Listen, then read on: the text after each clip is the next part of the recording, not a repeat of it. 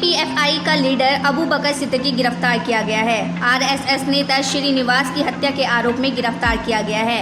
उस पर साथियों के साथ मिलकर नेताओं को टारगेट करके लिस्ट बनाने का आरोप है।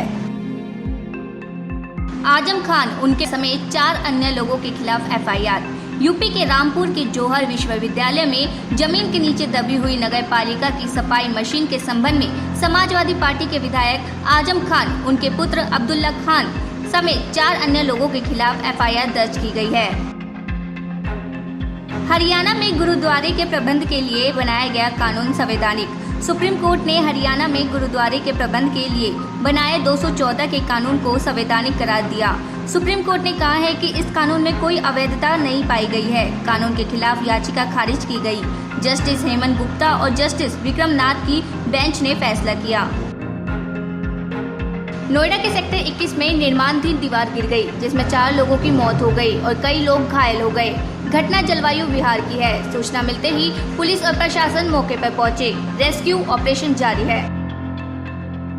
लखनऊ में कई इलाकों के नाम बदले।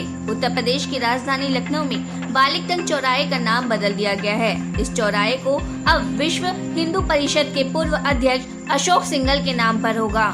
मेयर संयुक्ता भाटिया ने अंग्रेजों की ओर से दिए गए चौराहे का नाम बदलकर अब नया नाम दे दिया है।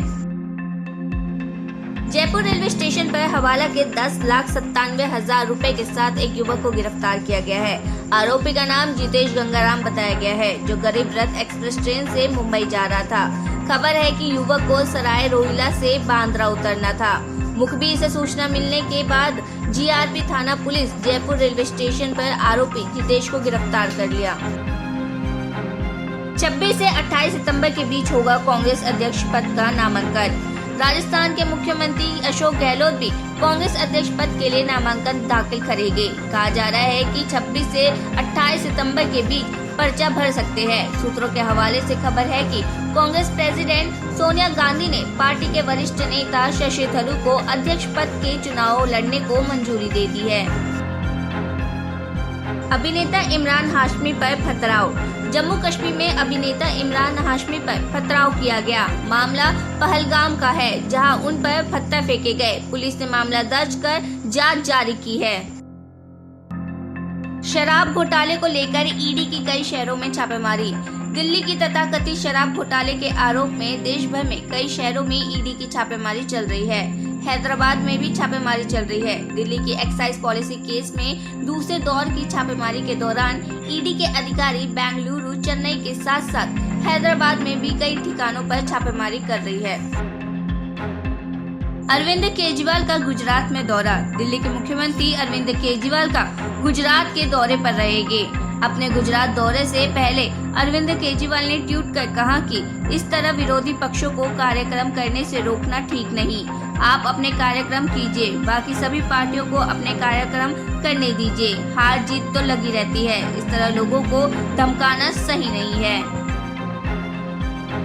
चुनाव आयोग ने जन प्रतिनिधित्व अधिनियम में की संशोधन करने की सिफारिश। केंद्रीय चुनाव आयोग ने राजनीतिक दलों को मिलने वाले नकद चंदों को 20,000 से घटाकर 2,000 करने और राजनीतिक दलों को कुल मिलने वाले चंदों में नकद चंदों को 20% या अधिकतम 20 करोड़ करने का प्रस्ताव कानून मंत्रालय को भेज दिया है। कानून मंत्री को लिखी चिट्ठी में मुख्य चुनाव आयुक्त राजीव कुमार ने मौजूदा जनप्रतिनिधि अधिनियम में कुछ संशोधन की सिफारिश भी की है। टीएमसी ने पास किया केंद्रीय जांच एजेंसियों के खिलाफ प्रस्ताव। पश्चिम बंगाल विधानसभा में केंद्रीय जांच एजेंसियों की अधिकता के खिलाफ नियम 169 के तहत प्रस्ताव पारित किया। विधानसभा में एजेंसी विरोधी प्रस्ताव पास करने के लिए टीएमसी की ओर से 89 और बीजेपी की ओर से 64 वोट पड़े, जबकि एक विधानसभा सदस्य अनुपस्थित रहा है। ईडी के पूछताछ के दौरान हड़बड़ाई जैकलीन। महाठग सुकेश चंद्रशेखर ने फिल्म अभिनेत्री जैकलीन के लिए 4 बार प्राइवेट जेट बुक किया। पूछताछ के दौरान अभिनेत्री ने इस बात को कबूल कर लिया। जैकलीन ने सोमवार को पूछताछ के दौरान सुकेश से मिले कीमती गिफ्ट की लिस्ट को भी सौंपा, जिसमें कीमती बैग के साथ साथ गहने और कार्ड शामिल हैं। पुलिस अधिकारियों ने कहा है कि जैकलीन जांच में सहयोग कर रही है और थोड़ा हड़बड़ाई भी है। पूर्व पीएम इमरान खान को मिली बड़ी राहत। पाकिस्तान के पूर्व पीएम इमरान खान को बड़ी राहत देते हुए एक अदालत ने उनके खिलाफ विवादित टिप्पणी करने के मामले में आतंकी आरोप हटाने का आदेश दिया। इमरान खान के वकील फैजल चौधरी ने कोर्ट के आदेश की जानकारी दी है। नेशनल पार्क में चीता छोड़ने पर विवाद, पीएम मोदी को लिखी चिट्ठी। अखिल भारतीय बिश्नोई महासभा के अध्यक्ष देवेंद्र गुड़िया ने प्रधानमंत्री नरेंद्र मोदी को पत्र भेजकर इस बात पर नाराजगी जताई है कि मध्य प्रदेश के कुल्लू नेशनल पार्क में नाबिया से लाए 8 चीतों की भूख मिटाने के लिए राजगढ़ के जंगल से 181 चीतल श्योपुर भेजे गए हैं। नंदीग्राम में सीएम ममता बनर्जी को झटका। पश्चिम बंगाल की मुख्यमंत्री ममता बनर्जी को झटका देते हुए बीजेपी ने तृणमूल कांग्रेस का गढ़ रहे नंदीग्राम में एक सहकारी निकाय चुनाव में बड़ी जीत हासिल की है। इससे पहले 2021 के बंगाल विधानसभा चुनावों में भी नंदीग्राम से ममता बनर्जी को हार का सामना करना पड़ा था। ब्रिटेन में शिव मंदिर में तोड़फोड़। यूके में सोमवार को महारानी एलिजाबेथ के अंतिम संस्कार के लिए दुनिया भर में खास मेहमान पहुंचे हैं। इसी बीच इंग्लैंड के लिस्टर शहर में 2 समुदायों में तनाव की खबरें सामने आ रही है। ये तनाव शिव मंदिर में तोड़फोड़ के बाद और ज्यादा बढ़ गया है। एक पक्ष के लोगों ने न सिर्फ मंदिर के बाहर बवाल मचाया बल्कि बाहर लगे भगवा झंडे को उतारकर फेंक दिया। जम्मू कश्मीर वक्फ बोर्ड ने प्रदेश में धार्मिक स्थलों पर राजनीतिक नेताओं की दस्तारबंदी पर रोक लगा दी। ये आदेश सोमवार को वक्फ बोर्ड के एग्जीक्यूटिव मजिस्ट्रेट मोहुद्दीन ने जारी किया। वक्फ बोर्ड पूरे प्रदेश में प्रमुख मजारों और मस्जिदों का प्रबंधन देखता है। ये आदेश नेशनल कांग्रेस के अध्यक्ष डॉक्टर फारूक अब्दुल्ला और पूर्व कांग्रेस नेता गुलाम नबी आजाद की ओर से धार्मिक स्थलों का दौरा करने व वहां दस्तारबंदी किए जाने के कुछ दिनों बाद आया है। आदेश में कहा गया है कि बोर्ड को जियारतों के दौरान प्रभावशाली लोगों, विशेष रूप से राजनीतिक नेताओं को खुश करने के लिए पगड़ी बांधने की शिकायतें मिल रही है। आसाराम बापू मामले में महेंद्र चावला में लापरवाही। आसाराम बापू और उसके बेटे नारायण साईं मामले के मुख्य गवाह महेंद्र चावला की सुरक्षा में लापरवाही का मामला सामने आया है।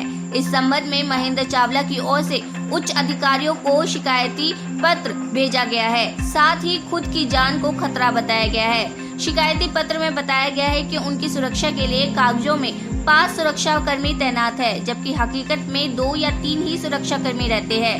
सनोली खुर्द निवासी महेंद्र चावला ने बताया कि वह आसाराम और उसके बेटे नारायण साईं के खिलाफ सरकारी गवाह है। इस कारण उन पर पहले भी जानलेवा हमला हो चुका है। इसी मामले में 16 सितंबर 2022 को पानीपत एडीजे निशांत शर्मा की कोर्ट ने आरोपियों पर चार्ज फ्रेम किया है। मामले में कुछ आरोपियों की गिरफ्तारी अभी बाकी है। अब आगे गवाही शुरू होनी है, जिसकी अगली तारीख 20 सितंबर है, जिसमें वीडियो कॉन्फ्रेंसिंग से पेशी होनी है।